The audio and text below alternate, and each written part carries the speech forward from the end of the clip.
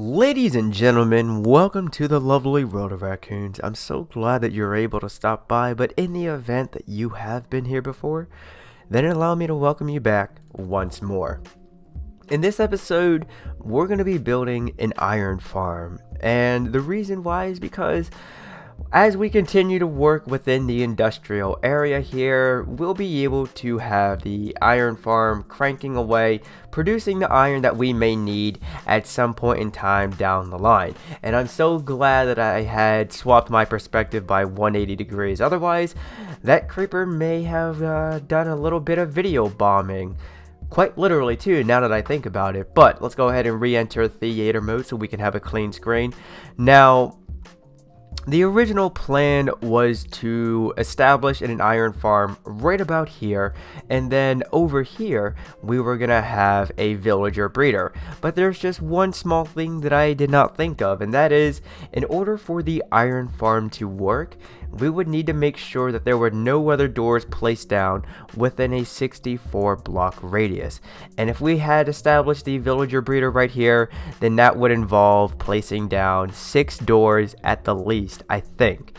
So I've decided to just go ahead and build the iron farm right here, and then at some point in time down the line, I'll go ahead and build my villager breeder. But I will make sure that it's not too close where it will have a negative effect on the iron farm. So I decided to get a head start with where the landing platform for where the iron golems would fall and meet their demise at, and then I decided to begin to build the first platform. And I think I should probably push this back a little bit so then it doesn't brush up too close to the cacti reed farm. But if I were to move it back, then I guess maybe what I should do actually is move it back so then it meets this little hillside right here, and then I'll do some landscaping just to make it look a little more pretty. And we have some long-faced friends down there. Hello! If you would like some help, say nay. Okay then, I was gonna say if you said nay, then that means you don't want help, but I guess your silence says it all, peeps. So yeah, we're gonna have to push this back a little bit, but it'll be for the better. And then maybe what we can even do is create a nifty looking, well, extend our pathway that we already have established here up to it, but then that'll give us more room to make it look just a little more pretty and not quite so industrial all the way. So I've decided to scratch the previous design that I was working on for one that appears to be a little more simple and less resource intensive. The design that I'm going with is brought to you by Nims TV. As always, I like to give credit to where credit is due, so in the description box down below is where you'll be able to find a link to his tutorial video where he shows you how to build this. But the one thing that I am already noticing, well, I should say I noticed right off the bat as I had begun to watch his Nimtorial, or whatever it is he's calling his Nims TV tutorial, is that this is based off of even numbers. And our pathway that we have right here is an odd number, seeing as how it is only 3 blocks going across. So instead of letting this look off-centered or look just a little odd in itself with the even numbers trying to match up with the odd numbers, I am going to tear all of this down and I'm going to build 2 of these iron farms. That's right, I'm going to build 2 of them. Why? Because I can. Well, there we go. We now have 2 of the foundations for the iron farms established. Now, what I want to do with you all real quick on camera is point out that yes, I've already begun to construct the outer wall for this one, but then while I was doing so, I thought to myself, that's a lot of cobblestone that we have right here. Do I actually have the cobble on me?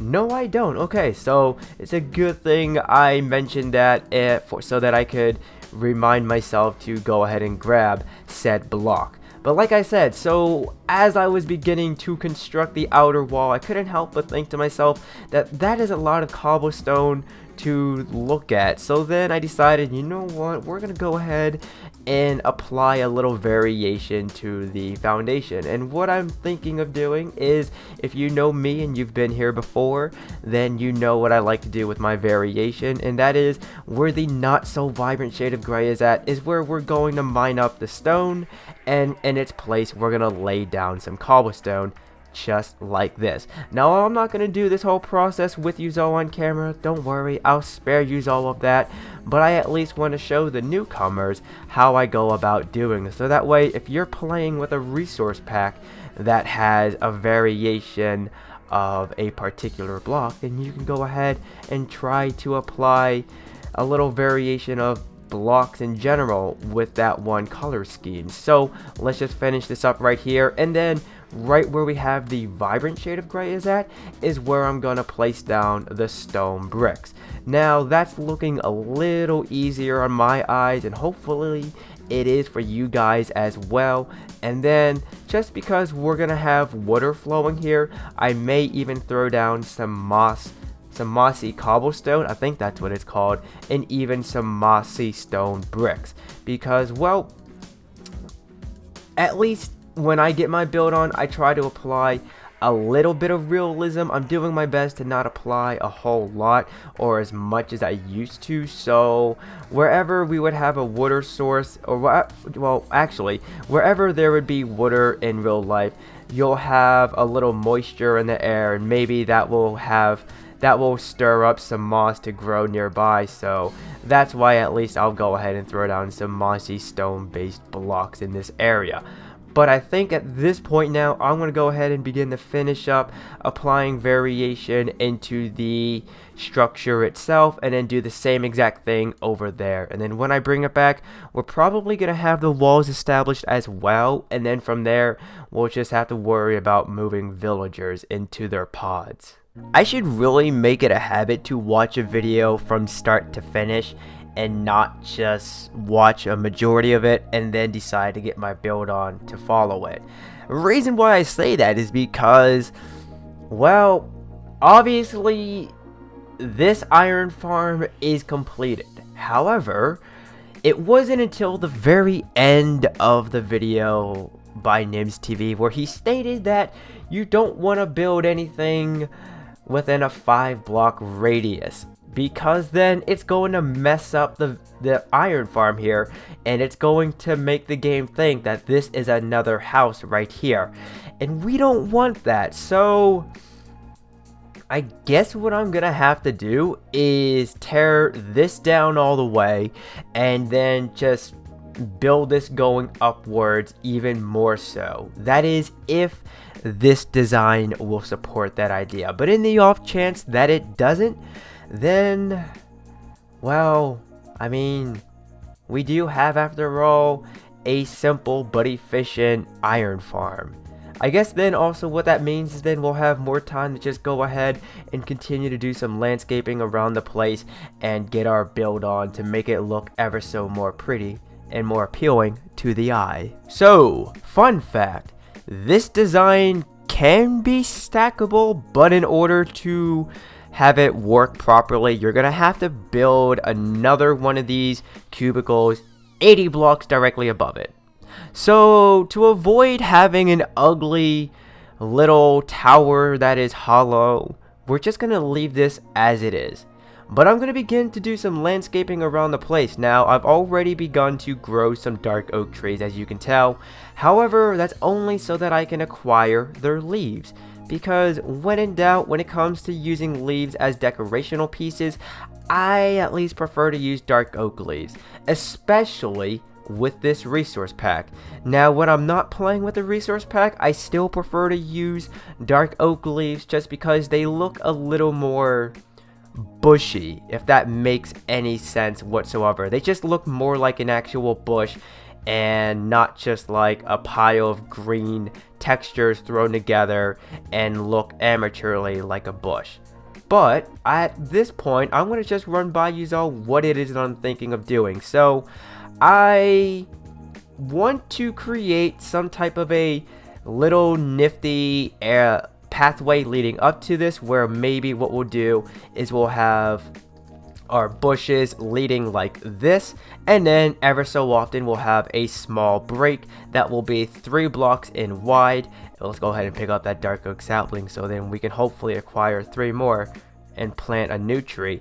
But we'll probably create a small little area off to the side in this section, just so then we can create a lossless chicken cooker. That's going to be the next farm that I want to create here, and considering the fact that I'm starting to run out of time for recording today, I'm going to do my best to do that as quickly as I can, and then I'll resume doing some landscaping. But nevertheless, we have our iron farm fully operational. I also want to point out that if you follow this design by Nims TV, just keep in mind that golems are going to be spawning rarely. There is no within this X amount of time is when you'll have an average amount of golems spawning.